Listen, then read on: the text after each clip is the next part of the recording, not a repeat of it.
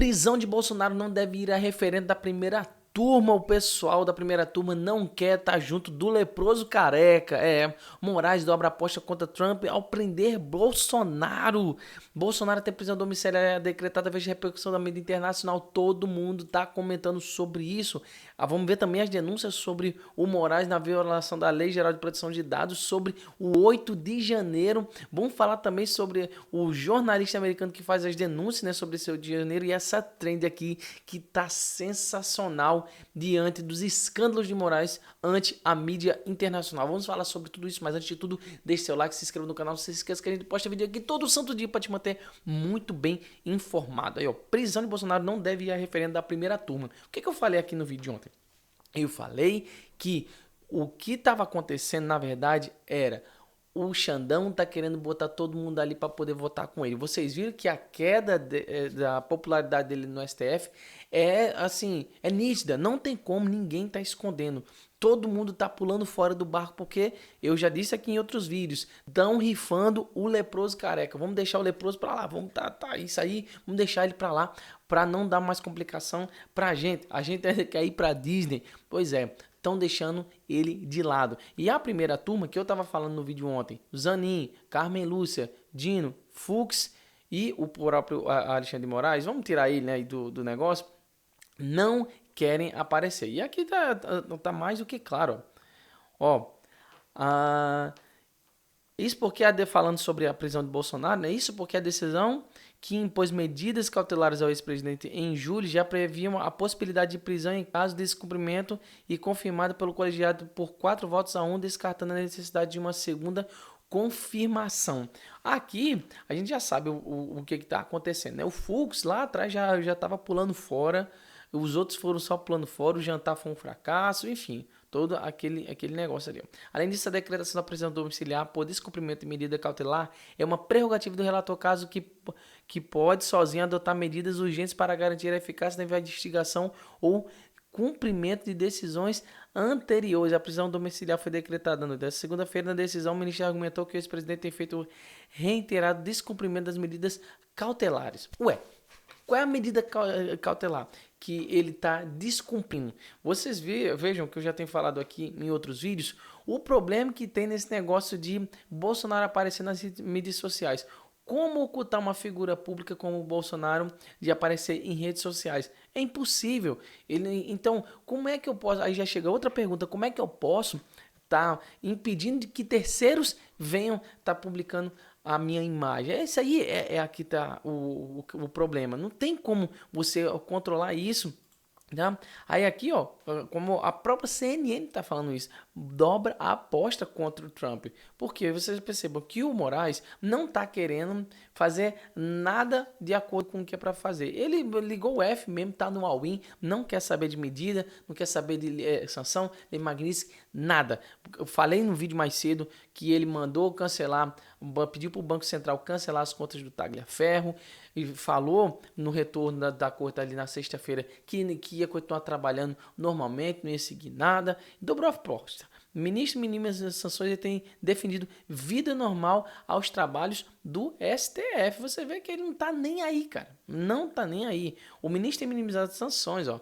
O mantra de Moraes tem sido o de vida normal, inclusive que diz respeito aos trabalhos do Supremo. Na avaliação do retorno do ministro, a decisão desta segunda-feira é prova disso. Quer dizer, ele não ficou subentendido. Vocês lembram como foi a confusão de quando o Bolsonaro apareceu ali na Câmara? Quando foi no outro dia, ninguém sabia se era para prender, se não era para prender, se era para terceiro, não, por causa que estava aparecendo nos jornais em todo canto, né?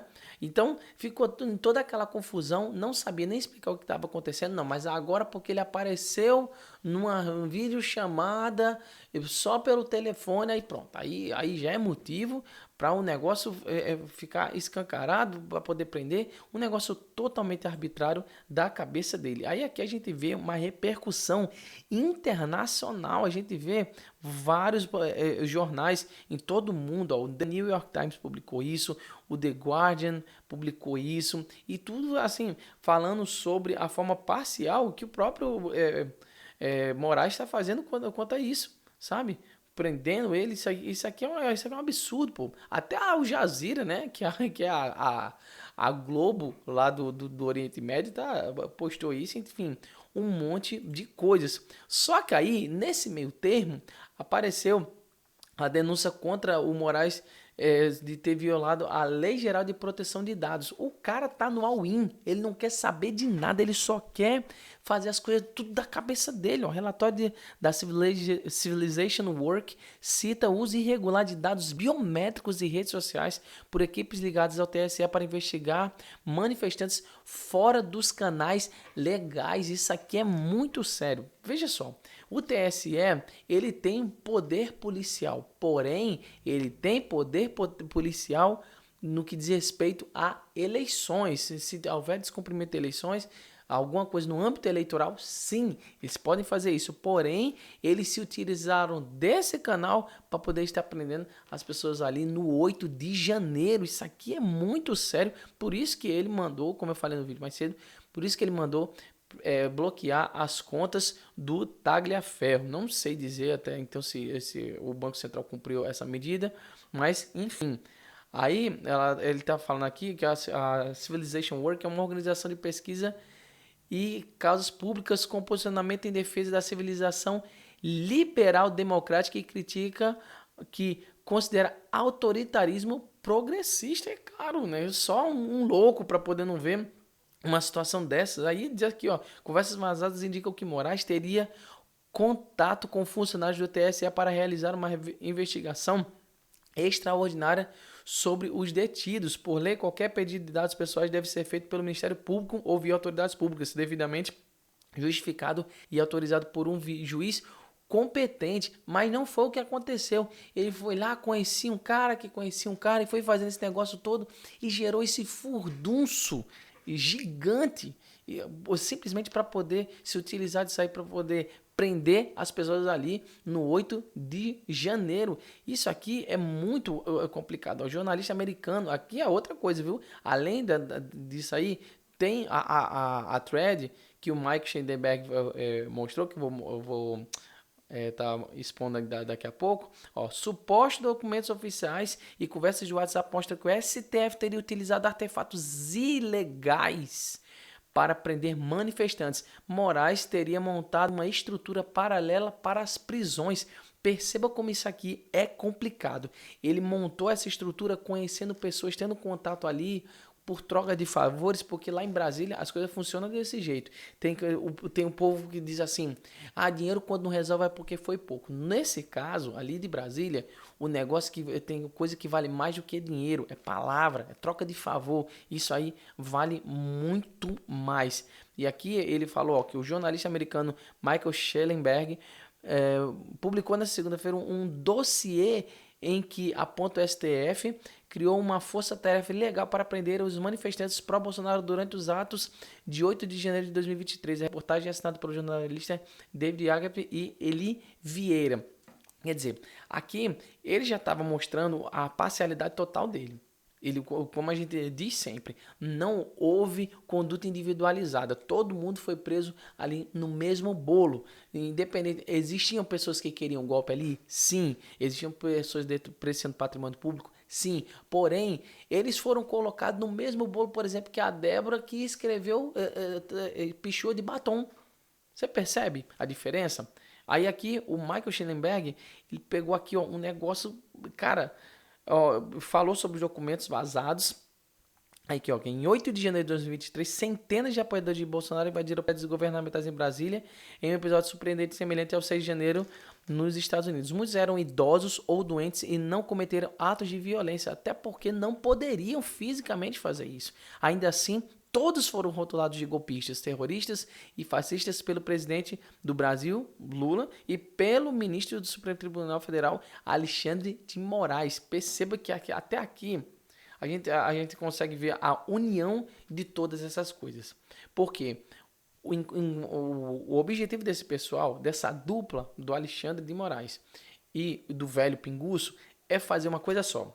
é enfiar o Brasil em um buraco gigantesco a nível internacional. Porque se eles não quisessem isso, eles não estariam fazendo ações tão coesas para poder cumprir esse objetivo. E aqui, ó, agora os arquivos de 8 de janeiro mostram que Moraes criou uma força-tarefa de inteligência secreta e ilegal que usou postagens de redes sociais para justificar a prisão de manifestantes não violentos. Ou seja, isso é violação de direitos humanos. E é por isso que a Lei Magnitsky está sendo aplicada. Porque ele teve essa violação de direitos humanos. Aí aqui ele vai falar aqui, ó. Moraes e sua força-tarefa operaram através de um grupo secreto do WhatsApp que criava certidões de inteligências ilegais. Caramba, isso é absurdo. Mantiveram manifestantes detidos enquanto realizavam varreduras em suas redes sociais. Usaram o discurso online como base de prisão preventiva. Ou seja, qualquer coisa que pudesse indicar uma opinião contrária ao que o Alexandre de Moraes estava fazendo era simplesmente caracterizada como, não, isso aqui é uma prova e pronto. Você está entendendo? Negaram aos advogados o acesso às provas, usaram ilegalmente um banco de dados biométrico para identificar manifestantes. Você tem noção do problema que é isso aí?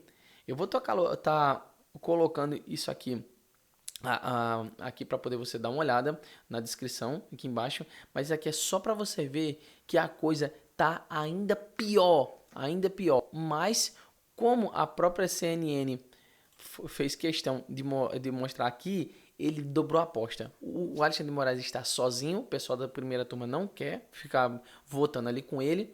O Lula também tá dando uma de doido. Você pode perceber que ele não tá nem falando nessa situação. Tentaram fazer alguma coisa lá no jantar, lá na quinta-feira passada, mas acabou que, ó, passou batido, não falou mais nada. E o Moraes está sozinho. O leproso careca está sozinho, mas ele está sozinho no all-in. Ele está fazendo as coisas, está dizendo que está tudo normal e está fazendo tudo da cabeça dele e que vai continuar assim e pronto. Isso aí é um perigo muito grande e ele vai ser penalizado diante dessas coisas. Só que até lá, como é que vai ser essas coisas? O que mais ele vai poder fazer para poder ficar escancarado que esse cara está usando de total parcialidade para poder fazer as coisas dele? Essa aí é a grande questão que envolve o cerne disso até agora.